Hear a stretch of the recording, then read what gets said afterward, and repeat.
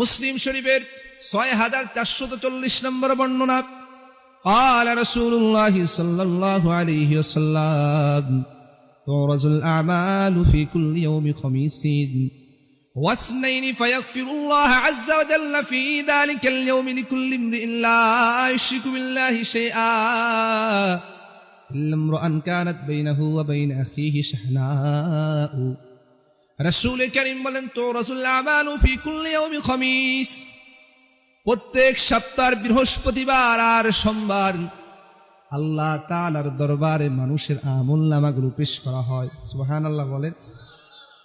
ফায়াগফিরুল্লাহ আযজা ওয়া জাল্লা, আল্লাহ তাআলা তার পৃথিবীর যত মানব আছে সকল মানবকে ওই আমলনামা দেখে মাফ করে দেয়।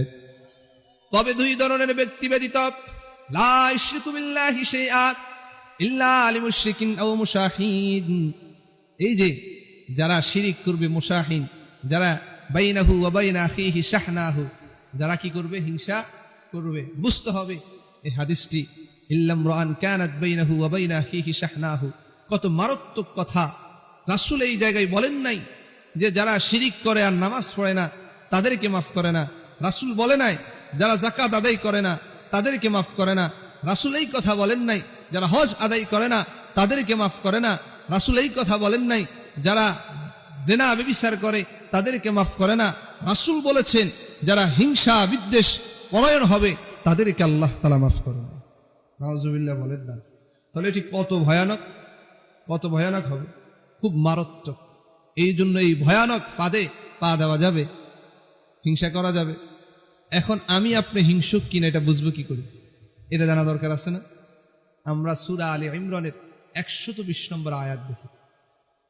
ইন তামসাসকুম হাসানাতুন তাসউহুম ওয়া ইন তুসিবকুম সাইয়্যাতুন ইয়াফরাহু বিহা ওয়া ইন তাসবিরু ওয়া তাত্তাকু লা ইয়াদুররুকুম কাইদুহুম শাইআ। রব্বে কারীম বলেন ইন তামসাসকুম হাসানাতুন তাসউহুম, যখন তোমাদের কাছে কোনো কল্যাণ আসে তখন তাদেরকে ব্যথিত করে।